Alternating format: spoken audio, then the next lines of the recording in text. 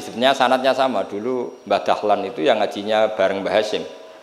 Yang Mbah Hasyim lebih mulazamah ke Syekh Mahfud, sing Mbah Dahlan lebih mulazamah ke Syekh Khotib Minangkabau. Syekh Khotib Minangkabau terlalu modern, beliau berafiliasi ke gerakan Muhammad Abduh. Jadi agak-agak sudah tahu gerakan Ikhwan. Sehingga Mbah Dahlan pulang ke Indonesia dengan gaya reformis.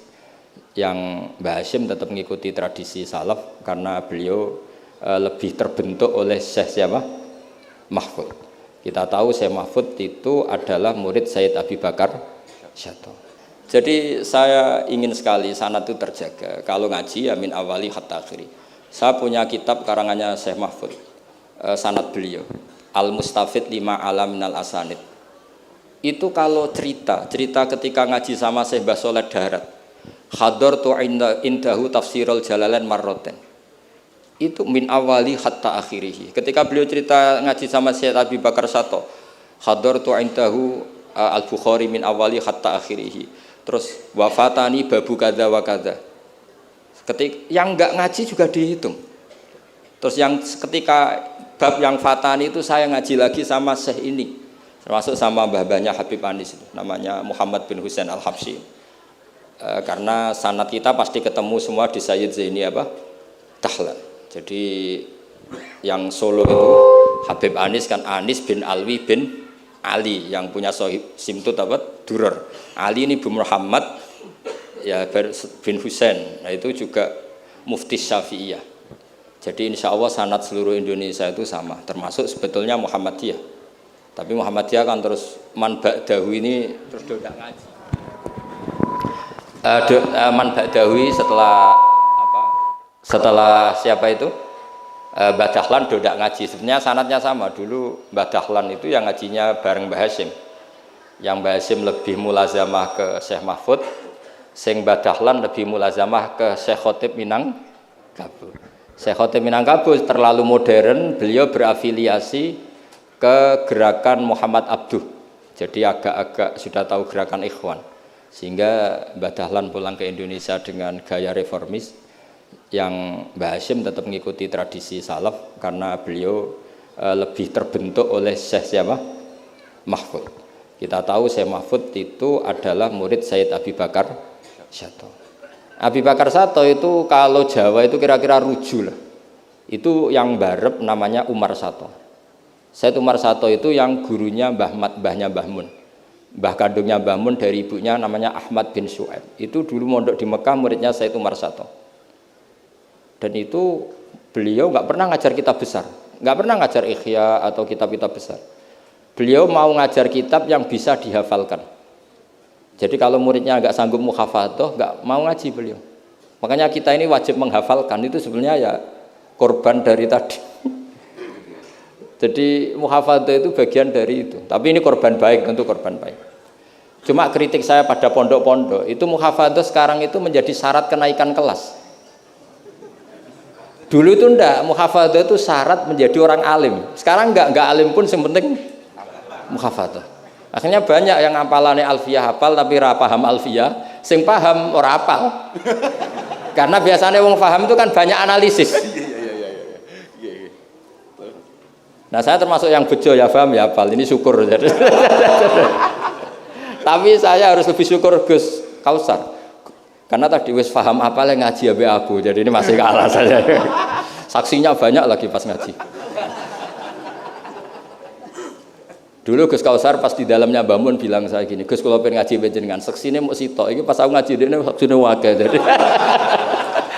Jadi untung beliau di bangsa. Tapi tidak apa-apa, saya ikhlaskan itu bahasa saya aman. Ilmu itu harus dikritik.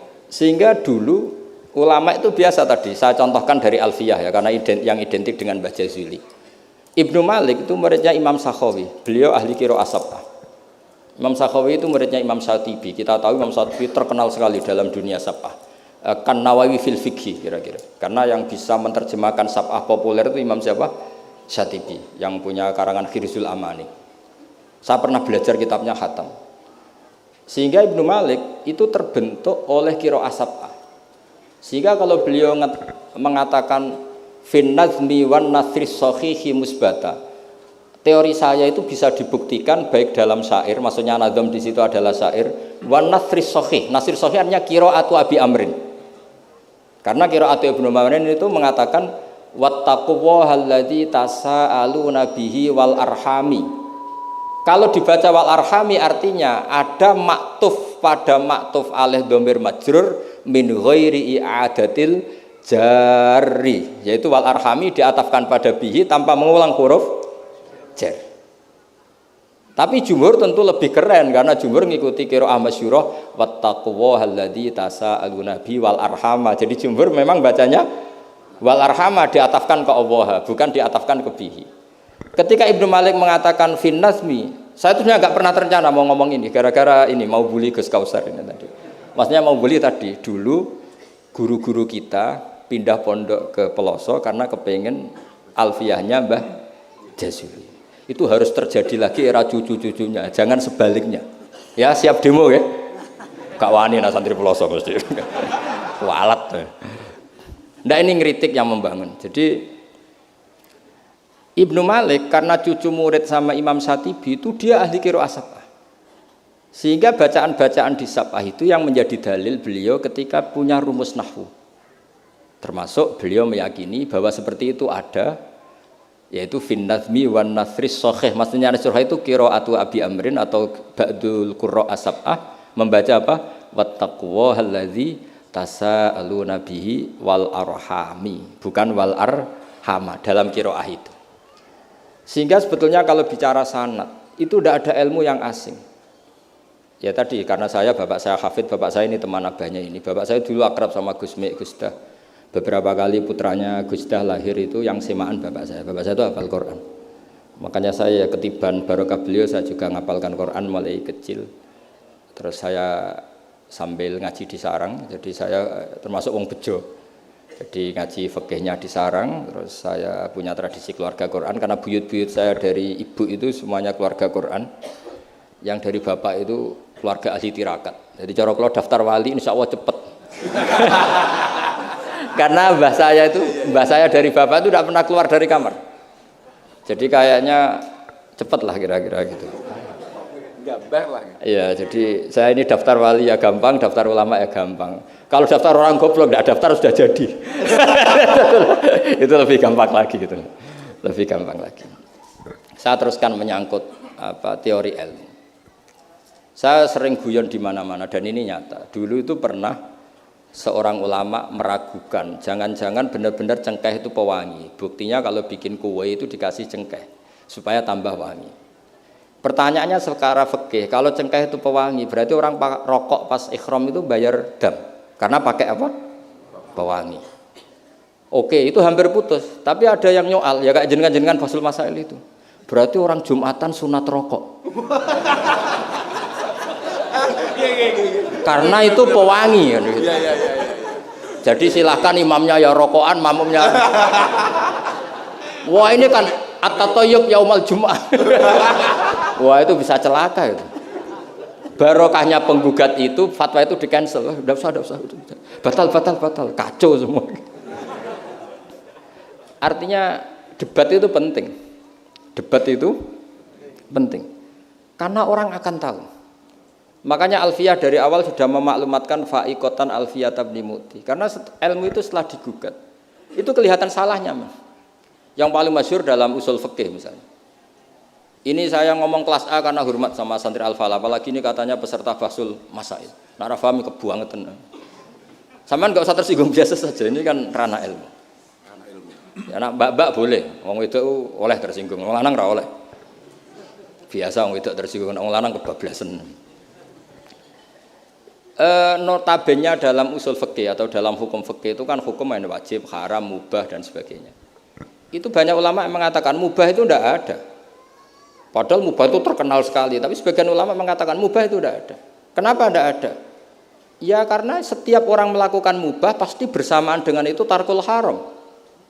Misalnya tidur itu mubah, padahal pas tidur tidak zina, tidak maling, tidak korupsi, tidak demenan, tidak macam-macam. Berarti tidur itu mubah apa tarkul haram? Tarkul haram wajib apa mubah? Wajib. Berarti turu? Waduh. Potongan-potongan ngene untuk ijazah rusak. Natijahnya gambar. Di situ jelas, sampean kalau nggak percaya cari di Lubul Usul itu. Alasannya Al-Ka'biyah izma min mubahin illa wa yatahaqqaqu bihi tarku haramimma. Sama siapa takbirnya? Tidak ada sesuatu yang mubah kecuali saat Anda lakukan pasti banyak keharaman yang Anda tinggalkan. Fa yatahaqqaqu bisukun tarkul qatli wa bisukut tarkul qadzaf. Orang diam artinya enggak bunuh orang. Orang tidur artinya enggak ngerasani orang. Wa tarkul haram wajib, fal mubah wajib. Ternyata akhirnya yang hukum mainstream bahwa mubah itu ada dirubah, wal mubah min haitsu dzatuh, ditambahi min haitsu dzatuh. Karena kalau min haitsu atharul mubah adalah wajib karena terjadi tarkul haram. Itu barokahnya gugatan akhirnya wal mubah min haitsu dzatuh. Ya umumnya mas saya sarang baca min haitsu dzatuh karena masih ngikuti kaul ashah kalau haitsu wajib mudhof pada jumlah.